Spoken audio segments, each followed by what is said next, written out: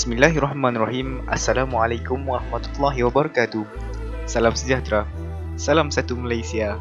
Salam Ibrahim nombor 1 dan salam asas pelestarian. Seperti mana yang telah kita pelajari dalam evolusi pembangunan, abad ke-21 ialah era modernisasi yang diaplikasikan seiring dengan pembangunan lestari. Jadi, apabila kita bercakap tentang lestari, kita dapat kaitkan bahawa penjanaan kuasa daripada sumber yang boleh diperbaharui adalah salah satu langkah dan tindakan pembangunan lestari kerana penggunaan sumber semula jadi seperti air, angin, suria dan sebagainya. Sebelum kita teruskan pembentangan pada hari ini, saya mewakili kumpulan budak boy yang terdiri daripada 3 ahli, iaitu saya sendiri, Muhammad Hazi Hashri selaku pengulas. Seterusnya editor tercinta, tak lain tak bukan anda semua mengenali beliau, jadi saya takkan memperkenalkan lagi. Dan yang terakhir, editor PowerPoint, iaitu dikenali sebagai Icat kerana namanya Haris Irsyad bin Syafiq. Daripada kita melengahkan masa di sini, lebih baik kita luangkan di sana. Di sana tu di mana? Jom ikuti perbincangan kita dengan lebih mendalam tentang hidroelektrik di slide seterusnya.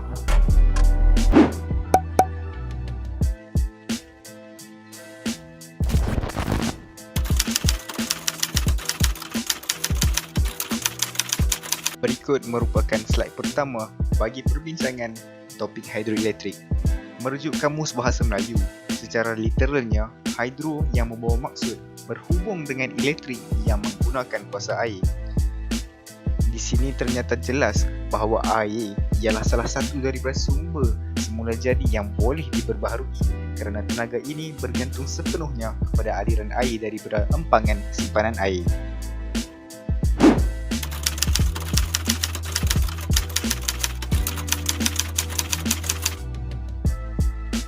Meneruskan perbincangan kita dengan lebih mendalam tentang hidroelektrik, proses penukaran tenaga air kepada tenaga elektrik berlaku di stesen jana kuasa hidroelektrik.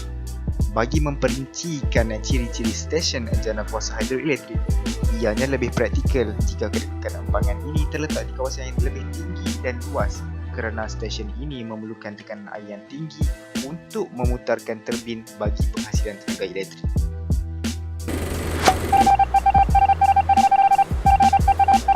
Hai, Assalamualaikum semua. Nama saya Muhammad Syamim bin Zulfi. Anda boleh panggil saya Milo. Hari ini saya akan membentangkan tentang stesen jana kuasa hidroelektrik muka surat 86 Asas Pelestarian Tingkatan 4.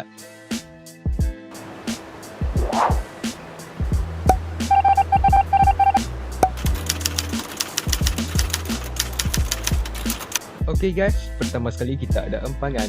Empangan ini adalah pembinaan yang melibatkan perwujudan jasad air dalaman yang besar.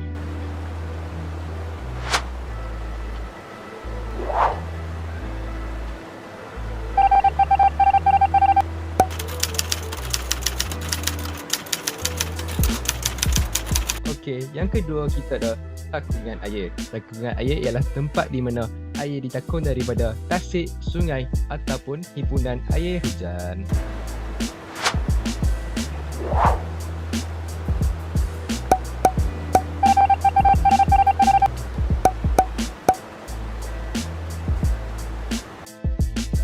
Okey guys, seterusnya kita ada nombor 3, 4 dan 5. Nombor 3, salur masuk.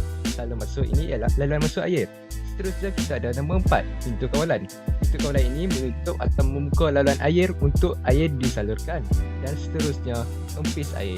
Empis air ini ialah laluan untuk air ke turbin.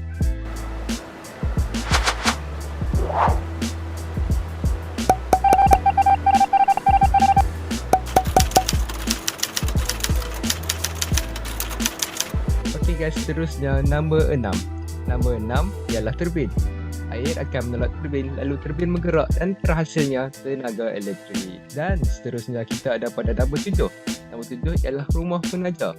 Tempat ini ialah di mana potensi dan tenaga kinetik air yang mengalir melalui sistem pengalir air diubah menjadi tenaga mekanik turbin berputar dan yang kemudiannya ditukarkan menjadi tenaga elektrik oleh penjana. Seterusnya kita ada pada nombor 8. Nombor 8 ialah pengubah. Pengubah ialah peranti yang mengambil kuasa daripada penjana dan menukarnya menjadi arus voltage yang lebih tinggi. Dan seterusnya pada nombor 9, akhir sekali, larian ekor. Larian ekor ni laluan lebihan air yang keluar pada empangan.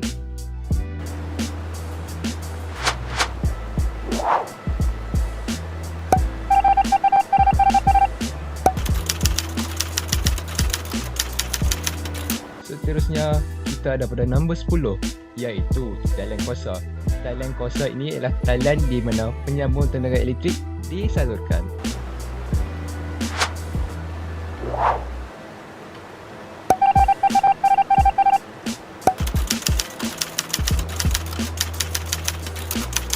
Okey guys, nombor 11 pula, alur limpah. Alur limpah ini ialah arus air lebihan akan keluar untuk mengelak masalah berlaku terutamanya semasa banjir, untuk mengelakkan lebihan air dan seterusnya menjadikan banjir yang lebih besar.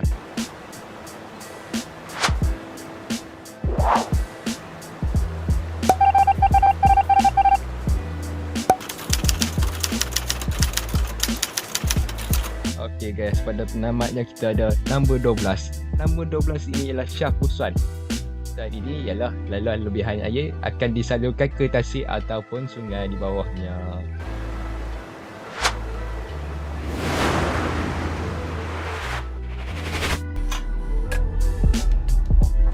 Seterusnya, jelas terpampang 4 gambar rajah blok yang menunjukkan proses penukaran tenaga yang berlaku di stesen jana kuasa hidroelektrik.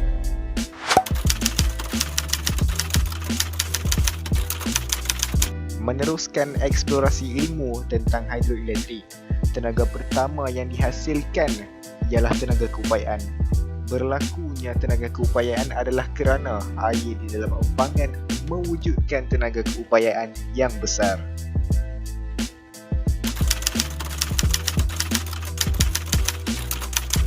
Proses seterusnya ialah aliran air bertekanan tinggi di dalam empis air akan menghasilkan tenaga kinetik.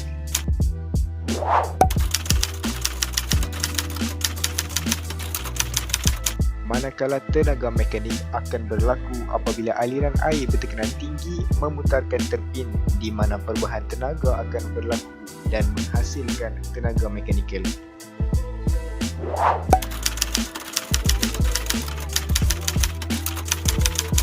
Dan akhirnya, misi hidroelektrik akan tercapai apabila penjana menghasilkan tenaga elektrik. Jelas lagi nyata, tanpa penafian, terdapat 5 kaedah penghasilan tenaga elektrik hidro. No Adim.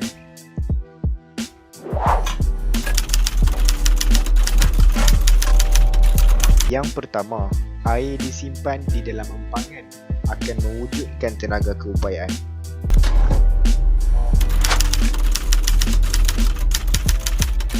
Kaedah seterusnya ialah aliran air bertekanan tinggi di dalam empis air akan menghasilkan tenaga kinetik.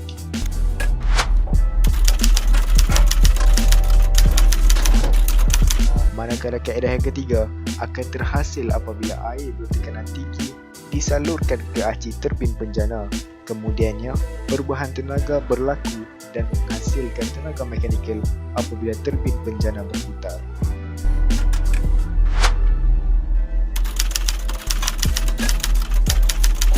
Bergerak kepada kaedah seterusnya, iaitu kaedah yang keempat, aci turbin dan aci penjana. Merujuk Kamus Bahasa Melayu, aci bermaksud batang logam ya, bukan panggilan untuk akar India. Digandingkan bagi menukarkan tenaga mekanikal ke tenaga elektrik melalui kaedah penghasilan tenaga elektrik melalui aruhan kemagnetan.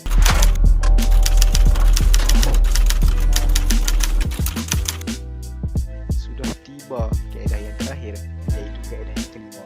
Setelah sekian lama menanggung keletihan, petah berkata tanpa berhenti, iaitu sistem penghasilan tenaga elektrik melalui kaedah ini dikenali sebagai hidroelektrik. Sekian daripada saya, mohon yang terbaik buat yang menonton. Saya menggalaskan tanggungjawab saya selaku penjelas kepada editor yang seterusnya. Dipersilakan.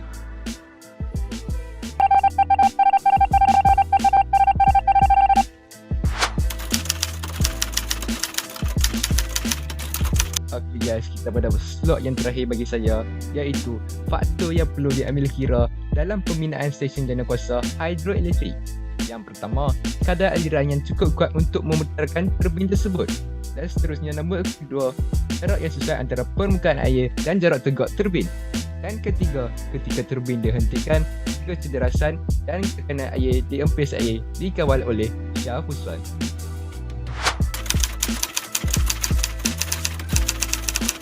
Okey guys, untuk nombor 4 pula, untuk mengelakkan banjir, paras air dalam takungan perlu dikawal oleh alur limpah dan seterusnya. Dan terakhir ialah saluran air keluar dari turbin dan disalurkan semula ke tasik atau sungai. Dan itulah presentasi kami untuk projek hidroelektrik di bawah naungan Cikgu Mazan. Terima kasih kerana sudi menonton. Saya ucapkan selamat sejahtera kepada cikgu dan rakan-rakan yang menonton video kami pada hari ini.